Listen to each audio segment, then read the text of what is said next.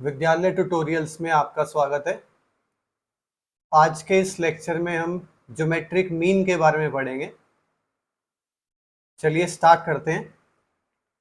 Suppose हमारे पास दो numbers हैं ए और बी, और इन दो नंबर्स के बीच में आपने एक ज्योमेट्रिक मीन पुट किया जिसका यूजुअल सिंबल है कैपिटल जी। तो जब दो नंबर्स के बीच में उनका ज्योमेट्रिक मीन पुट करते हैं तो ये जो सीक्वेंस बनती है ये हमेशा एक जीपी बन जाती है।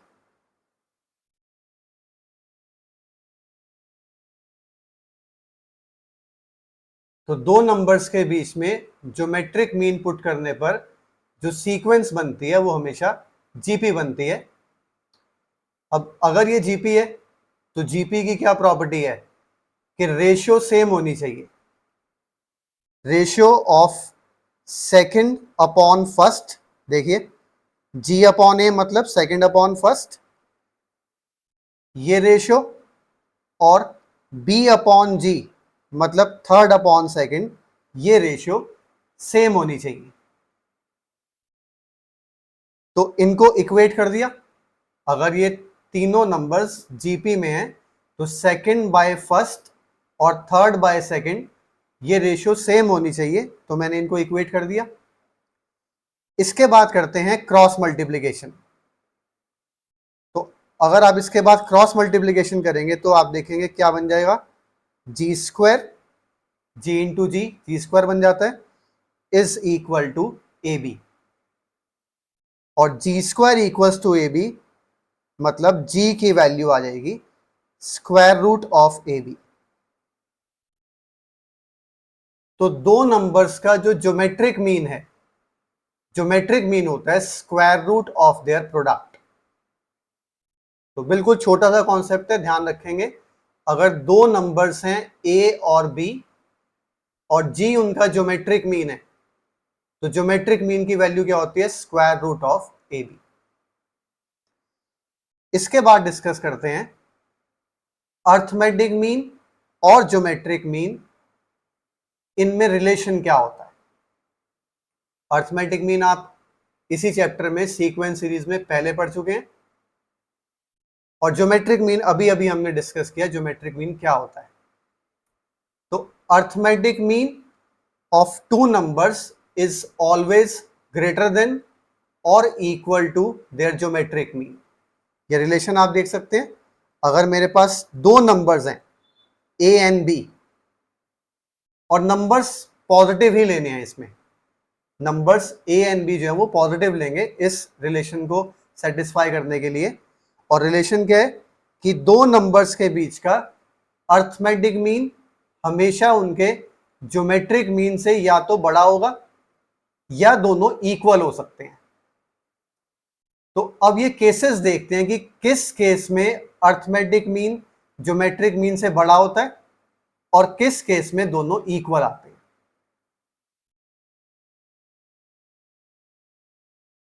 सपोज हमने दो डिस्टिंक्ट पॉजिटिव नंबर्स कंसिडर किए। ए की वैल्यू अज्यूम की मैंने सपोज 4 और बी की वैल्यू अज्यूम की 16। फर्स्ट केस है कि अगर दोनों नंबर्स डिस्टिंक्ट होंगे तो देखते हैं इनका अर्थमेटिक मीन क्या बनेगा। अर्थमेटिक मीन होता है ए प्लस बी अपॉन टू। ए प्लस बी अपॉन टू आप इवेल्युएट करेंगे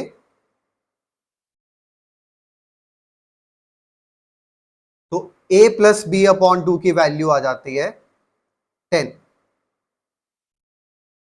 तो गिवन नंबर्स का हमने अर्थमेटिक मीन फाइंड किया तो 10 आ गया। अब फाइंड करते हैं इनका ज्योमेट्रिक मीन। ज्योमेट्रिक मीन क्या होता है नंबर्स का, ज्योमेट्रिक मीन अभी हमने पढ़ा था, ज्योमेट्रिक मीन होता है square root of their product. चलिए स्क्वायर रूट ऑफ प्रोडक्ट निकालते हैं।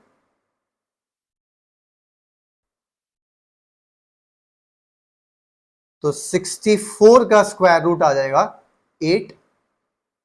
तो आप देख सकते हैं कि रिलेशन वेरीफाई हो गया। अर्थमेटिक मीन की वैल्यू इस केस में आई है ग्रेटर देन ज्योमेट्रिक मीन। तो अगर ए और बी दो डिस्टिंक्ट नंबर्स होंगे तो अर्थमेटिक मीन ज्योमेट्रिक मीन से ग्रेटर होता है। अब दूसरा केस कंसिडर करेंगे जब ए और बी डिस्टिंक्ट ना होके सेम नंबर्स होते हैं। चलिए अब एक एग्जांपल कंसिडर करते हैं जिसमें ए और बी डिस्टिंक्ट ना होके सेम नंबर्स हैं। सपोज ए की वैल्यू है 3 और बी भी ले लेते हैं 3।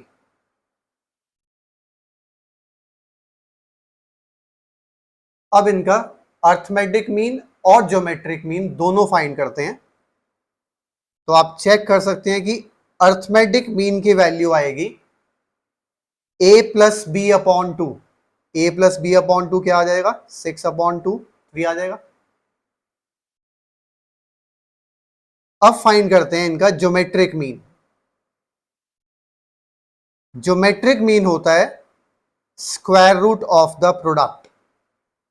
Square root of the product, तो 9 का स्क्वायर रूट क्या आ जाता है?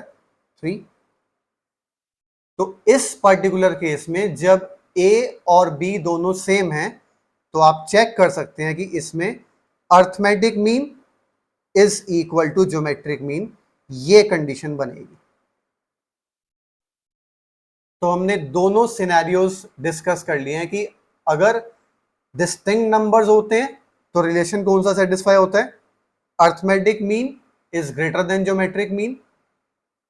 और दोनों नंबर्स अगर सेम होंगे ए और बी तो arithmetic mean equals to geometric mean. बल्कि आप यहां पर ऑब्जर्व कर सकते हैं कि सीक्वेंस क्या बन गई? ए की वैल्यू 3, जी की वैल्यू भी 3 और बी की वैल्यू भी 3। मतलब सभी नंबर्स ही सेम आ गए। और बल्कि एक फैक्ट है कि जब भी इस तरह का सीक्वेंस बनता है जिसमें सभी नंबर सेम होते हैं, इस तरह के सीक्वेंस में एपी और जीपी दोनों की कंडीशन सेटिस्फाई होती है। आप चेक कर सकते हैं कि ये इस तरह की एपी है जिसमें कॉमन डिफरेंस है 0 और जीपी है जिसमें कॉमन रेशियो है 1। तो ये अकेला इस तरह का एग्जाम्पल होता है जहां पर सभी टर्म्स सेम होती हैं। ये एपी और जीपी साइमल्टेनियसली दोनों होती हैं। नेक्स्ट हम देखते हैं कि geometric mean, single geometric mean तो होता है square root of the numbers, लेकिन ज्योमेट्रिक मीन एक से ज्यादा भी इंसर्ट किए जा सकते हैं। बल्कि अगर आप एनसीईआरटी में देखेंगे तो उसमें इस नाम से नहीं कहा हुआ, उसमें बताया गया कि insert numbers such that the sequence becomes a GP. और उसके अलावा सभी बुक्स में इनको ज्योमेट्रिक मीन ही कहा गया है, तो हम ज्योमेट्रिक मीन के नाम से ही पढ़ते हैं। तो सपोज आपको 3 और 96 इनके बीच में 4 ज्योमेट्रिक मीन्स इंसर्ट करने हैं। तो अगर इनके बीच में 4 ज्योमेट्रिक मीन्स इंसर्ट करने हैं तो इनका सिंबल अज्यूम कर लेते हैं G1। 1 इसकी सबस्क्रिप्ट में है, G2, G3 एंड G4। ये हमने मान लिए ये 4 ज्योमेट्रिक मीन्स हैं बिटवीन 3 एंड 96। कंडीशन सेम रहेगी, आप सिंगल ज्योमेट्रिक मीन इंसर्ट करते हैं या मल्टीपल ज्योमेट्रिक मीन्स इंसर्ट करते हैं, कंडीशन सेम रहती है।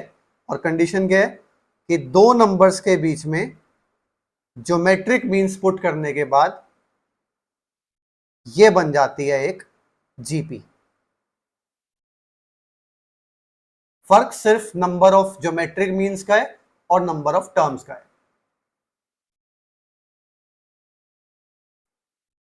चलिए, अब ये एक जीपी बन चुकी है। इस जीपी में टर्म्स कितनी है? देखिए, 4 तो हमने ज्योमेट्रिक मीन पुट किए हैं, और इसके साथ साथ 2 टर्म्स तो हमारे पास इनिशियली थी, 3 और 96, 2 टर्म्स इनिशियली थी हमारे पास, और 4 ज्योमेट्रिक मीन्स पुट किए हैं, तो 4 + 2 6 टर्म्स हो जाएंगी।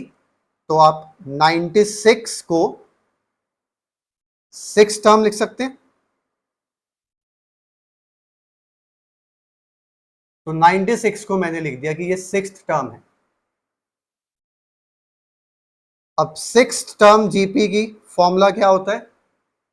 ए इंटू ए, मतलब फर्स्ट टर्म जो कि 3 है यहां पर, A into R raise to the power 5।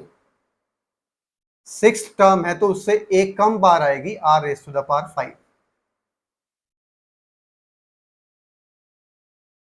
Is equal to 96। अब 3 को अगर आप राइट साइड पर लाकर डिवाइड कर दें, 3 को डिवाइड कर देंगे तो क्या बन जाएगा? R raise to the power 5 is equal to 32।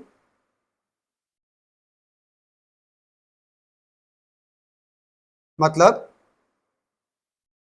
Are raise to the power 5 is equal to 2 raise to the power 5, जिससे कि आप देख सकते हैं कि आर की वैल्यू आ जाएगी 2।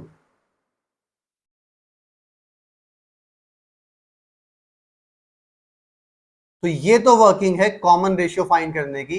अब फाइंड करते हैं geometric means. First geometric mean G1। अब अगर आप सीक्वेंस पे ध्यान दें, G1 फर्स्ट ज्योमेट्रिक मीन है, लेकिन जीपी की तो ये सेकंड टर्म है। ज्योमेट्रिक मीन्स में ये फर्स्ट है, लेकिन जीपी में सेकंड टर्म है, और जीपी में सेकंड टर्म क्या होती है? A into R. A into R, A है 3, आर है 2, 3 इंटू 2 आ गया। फर्स्ट ज्योमेट्रिक मीन की वैल्यू आ जाती है 6। इसके बाद आपको बार बार फॉर्मूला लगाने की जरूरत नहीं है, बस 2 से मल्टीप्लाई करते जाएंगे तो आप देखेंगे G2 की वैल्यू आ जाएगी 6 इंटू 2 12, G3 की वैल्यू आ जाएगी 12 इंटू 2 24, G4 की वैल्यू आ जाएगी 24 इंटू 2 मतलब 48। तो the required geometric means are 6, 12, 24 and 48। चलिए, इसके बाद एक और क्वेश्चन देखते हैं। नेक्स्ट क्वेश्चन है, दो नंबर्स का अर्थमेटिक मीन उनके ज्योमेट्रिक मीन को एक्सीड करता है, मतलब उससे बड़ा है बाय 2। साथ साथ में नंबर्स की रेशियो है 4। तो हमें ये नंबर्स फाइंड करने हैं। चलिए, अगर नंबर्स फाइंड करने हैं तो स्टार्ट करते हैं। Let the numbers be a and b.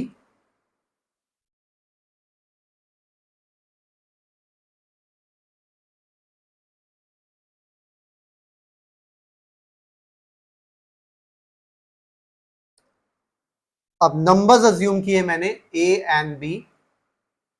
इनका अर्थमेटिक मीन, नंबर्स का अर्थमेटिक मीन अभी इसी लेक्चर में हमने पहले पढ़ा था। नंबर्स का अर्थमेटिक मीन होता है a plus b upon 2। Question में कहा हुआ है कि अर्थमेटिक मीन ज्योमेट्रिक मीन से, ज्योमेट्रिक मीन क्या होता है? Root a b. Arithmetic mean geometric mean से 2 बड़ा है, तो मतलब इनका डिफरेंस क्या होना चाहिए? 2 होना चाहिए। ग्रेटर माइनस स्मॉलर की वैल्यू 2 होनी चाहिए।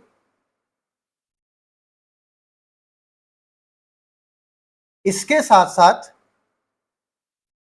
क्वेश्चन में एक और कंडीशन गिवन है। कंडीशन है ratio of the numbers is 4। ए और बी की रेशियो जो है वो हमें 4 गिवन है, मतलब a upon b equals to 4।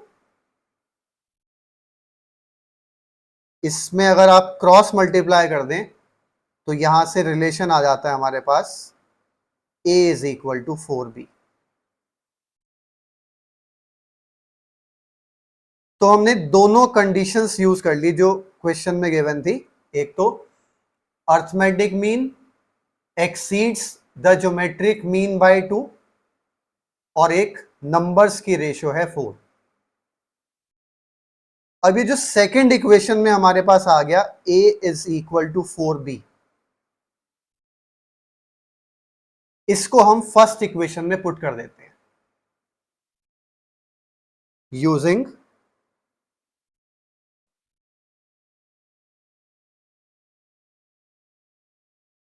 a is equal to 4b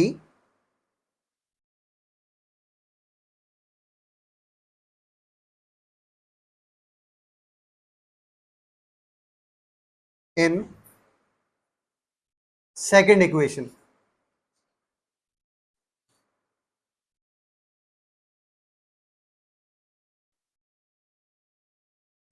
तो a की वैल्यू 4b हमने फर्स्ट इक्वेशन में पुट की तो हो जाता है 4b plus b by 2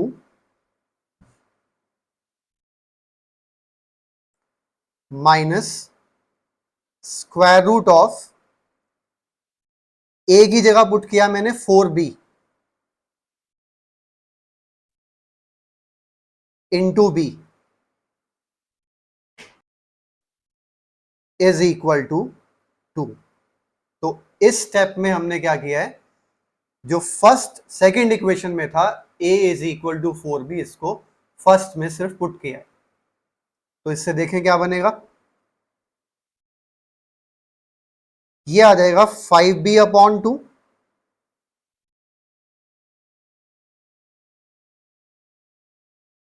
minus, अब आप चेक कर सकते हैं 4 का स्क्वायर रूट 2 और b स्क्वायर का square root b, b into b हो जाएगा b स्क्वायर, उसका square root b is equal to 2।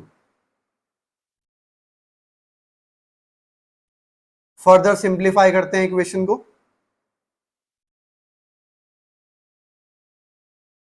Further simplify करने के लिए मैंने 2 एलसीएम ले लिया, या आप पूरी इक्वेशन को 2 से मल्टीप्लाई भी कर सकते हैं। चलिए 2 एलसीएम लेकर बनता है ये 5b माइनस 4b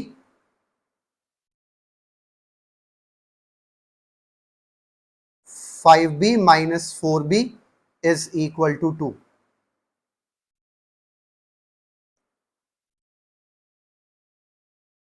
तो आप देख सकते हैं न्यूमरेटर में बच जाएगा b